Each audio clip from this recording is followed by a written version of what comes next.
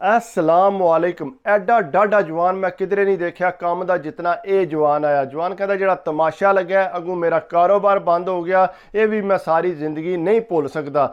जवान कहता कि हर वीकेंड ते मैं अपने यारा दोस्तों को उन्होंने डेरे ते जाके बहंदा सा, गप शप लगती सी, खाना शाना बनाईदा सी। कहता इस तरह दिल मेरा होर हो जाता। कहता उन्होंने डेरे ते एक जवान आया, बड़े ही सोहना अंडी रोटी करता है, तो मैं हमेशा उसकी तारीफ करता। मैं यार तेरे हाथ च बड़ा जायका है, तू कितों सिखिया खान पकान। कहता भाई सिखिया किधरों नहीं, मैं पाकिस्तान फोन करके उन्होंने पूछ लेना किस तरह बनाई दा, तो उन्होंने मैंने दसिया उस तरह मैं बना लेना। कहता बहरहाल भाई तेरे हाथ च बड़े जायका है। कहता बड़ी उसकी मैं तारीफ करता, तो कई बार वो वास्ते मैं कोई चीज़ भी फालतू लै आंदा सा। कहता एक दिन मेरा यार दोस्त कहता कि यार इनू साल पूरा हो गया वेलिया, इनू किधरे काम ते ही लवा दे। कहता मैं क्या चल ठीक है, तू तैयार हो जा, सुबह 6 बजे जड़ा ना मैं तेन काम ते लै जाऊँगा, उत्थे बस स्टॉप ते आ जी। कहता वह बड़ा खुश होया, भाई मैं वाकई आ जा, बिल्कुल तू आ जा, सुबह तो तेन लै जाऊँगा, प्रदेश कामां दे बड़े रोले होंदे ने। जवान कहता सुबह मैं जिसले 6 बजे उन्होंने फोन किया ना, मैं कि हाँ भी रेडी है, पहुँचे बस स्टॉप ते। कहता भाई मैं तो 5 बजे का आके बस स्टॉप ते बैठे। उन्हें आख्या 5 बजे का क्यों आके बैठे हैं इतने, तेन 6 बजे मैं आख्या सी भाई मैं किधरे लेट ना हो जा। मैं चंगा बंदे तू बई, तू 6 बजे आना सी, जे लेट होंदा मैं तेन घरों लै लेना सी। क्या नहीं भाई मैं सोचा कि मैं पहले ही जाके बैठूँ। उन्हें आख्या कर्मा लिया इतनी सर्दी तू ठंड च बाहर बैठा रहे, पूरा घंटा हो गया तेनू, तू मैनू फोन ही कर लै। नहीं मैं कहा भाई ये तुसी उठे नहीं होवोगे इस वास्ते तुहानू मैं तंग नहीं किया। कहता इसलिए उन्होंने मैं नाल गड्डी च भालिया, मैं उन्होंने पूछा कि सना नाश्ता नुश्ता कीता ही कि नहीं, तेनू करा दियाँ, सुबह का उठे हैं तू।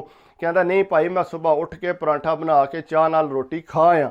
मैं कहा यार बड़ी गल है, सुबह सुबह उठ के तू सारे काम निपटा लेन। कहता जी जी भाई। कहता मैं जिसे काम ते खड़िया फ्लैट आया एक, उहदे च असीं रंग पे करते सां। कहता मैं उन्होंने आख्या कि यह जिहड़ी कंध है ना, यह जड़ियाँ 3-4 कंधा ने, इन्हों तू रगड़ना, पोला पोला रख के रगड़ना, इन्ना ज़्यादा नहीं। कहता ठीक है भाई मैं जड़ा ना इन्हों रगड़ देंगा। कहता मैं हूँ दूसरे काम पर टुर गया, उन्होंने ला के मैं टुर गया। कहता जिसले मैं वापस आया आके मैं तकिया कि उन्हें तो कंधा रगड़ रगड़ के उन्होंने कंधा के थल्ले इट्टां काट दित्तियां, ते आपू तूड़ो तूड़ होया, नक च तूड़, मूँह ते तूड़ो तूड़। मैं क्या कर्मा लिया तू के अपना हाल बनाया, इस तरह थोड़ी काम करी दे। कहता भाई मैनू क्या पता, तुस आख्या कंधा पोलियां पोलियां रगड़ दे, तो मैं तो उन्होंने लगातार रगड़दा रहा। तो तू कर्मा लिया वो मास्क पे सी, तू मास्क ला लेना सी, इस तरह तेरे अंदर सारी धूड़ जा जाके तू तो बीमार हो जाएगा।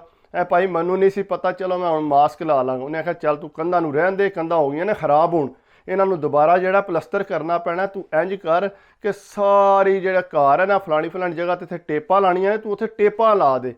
कहता ठीक है भाई मैं टेपा ला देना। कहता मैं सुबह आवांगा तो आके टेपा चेक करांगा। उन्हें कहा ठीक है भाई।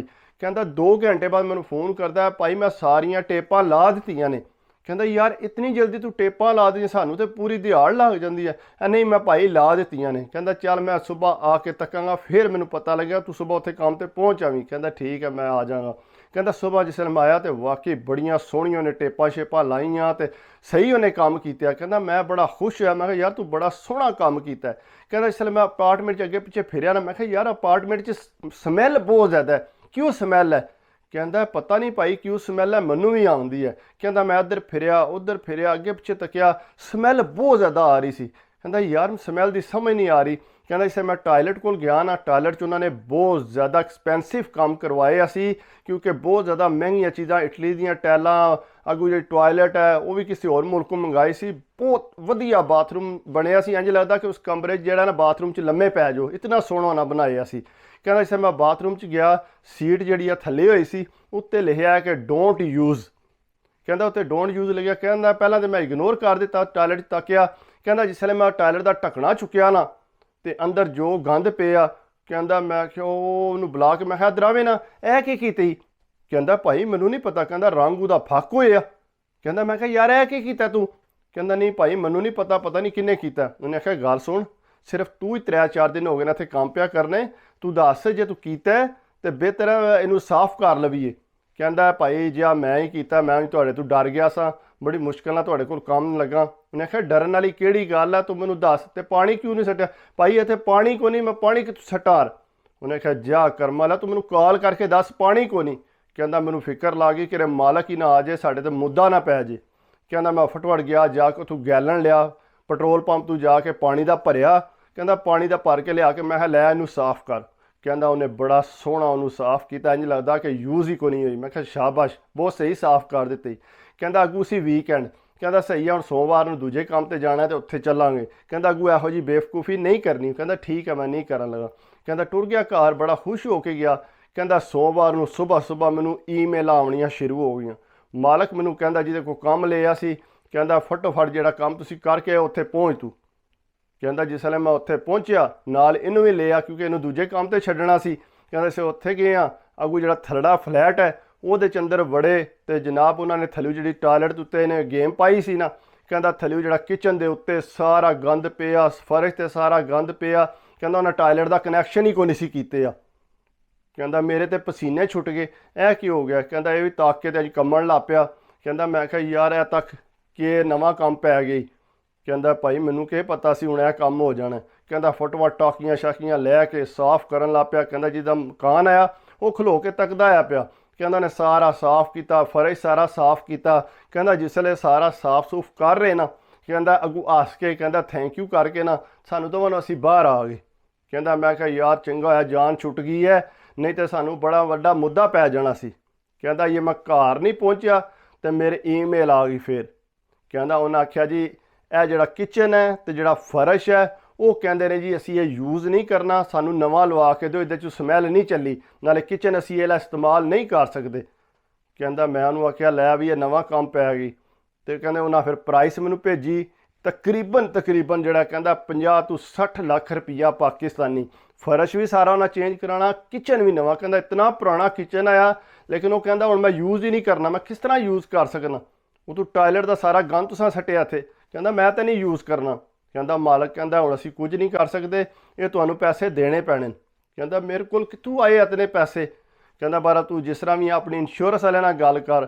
ਕਹਿੰਦਾ ਮੈਂ ਕਿਹਾ ਮੇਰੀ ਤੇ ਇੰਸ਼ੋਰੈਂਸ ਨਹੀਂ ਹੈ। ਉਹਨਾਂ ਕਿਹਾ ਫਿਰ ਤੈਨੂੰ ਦੇਣੇ ਪੈਣੇ ਨੇ ਪੈਸੇ। ਕਹਿੰਦਾ ਮੈਂ ਕਿਹਾ ਮੈਂ ਹੁਣ ਪੈਸੇ ਕਿੱਥੋਂ ਦੇਣੇ ਨੇ। ਕਹਿੰਦਾ ਅਦਾਲਤ 'ਚ ਲੈ ਕੇ ਗਏ। ਕਹਿੰਦਾ ਮੈਂ ਕੋਸ਼ਿਸ਼ ਇਹੀ ਕੀਤੀ ਕਿ ਬਿਹਤਰ ਹੈ ਕਿ ਮੈਂ ਆਪਣਾ ਇਹ ਕੰਮ ਹੀ ਬੰਦ ਕਰ ਦਿਆਂ। ਕਹਿੰਦਾ ਮੈਂ ਆਪਣਾ ਕੰਮ ਬੰਦ ਕਰਕੇ ਜਾਨ ਛਡਵਾਈ। ਕਹਿੰਦਾ ਬਾਅਦ 'ਚ ਫੋਨ ਮਾਰਦੇ ਰਹੇ, ਮੈਂ ਕੋਈ ਫੋਨ ਨਾ ਚੁੱਕਿਆ। ਕਹਿੰਦਾ ਮੇਰਾ ਕੰਮ ਹੀ ਗਿਆ।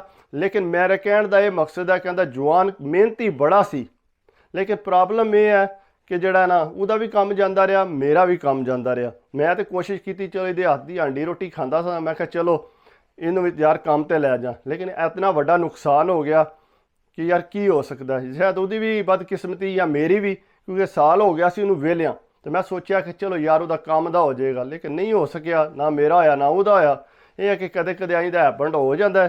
ਇਸ ਵਾਸਤੇ ਅਗਰ ਮੇਰੀ ਵੀਡੀਓ ਅੱਛੀ ਲੱਗੀ ਹੋਵੇ ਤੇ ਪਲੀਜ਼ ਯਾਰ ਲਾਈਕ ਕਰ ਦਿਆ ਕਰੋ, ਕਮੈਂਟਸ ਕਰ ਦਿਆ ਕਰੋ, ਸਬਸਕ੍ਰਾਈਬ ਕਰ ਦਿਓ ਤੇ ਦਿਲ ਖੁਸ਼ ਹੁੰਦਾ। ਬਾਕੀ ਦੁਆਵਾਂ 'ਚ ਯਾਦ ਰੱਖਿਆ ਕਰੋ, ਕੋਈ ਛੋਟੀ ਮੋਟੀ ਗਲਤੀ ਹੋ ਜੇ ਤੇ ਉਹਨੂੰ ਇਗਨੋਰ ਕਰ ਦਿਆ ਕਰੋ। ਇਤਨਾ ਪ੍ਰੋਫੈਸ਼ਨਲ ਨਹੀਂ ਕਿ ਮੈਂ ਬਿਲਕੁਲ ਪਰਫੈਕਟ ਵੀਡੀਓ ਬਣਾਵਾਂ।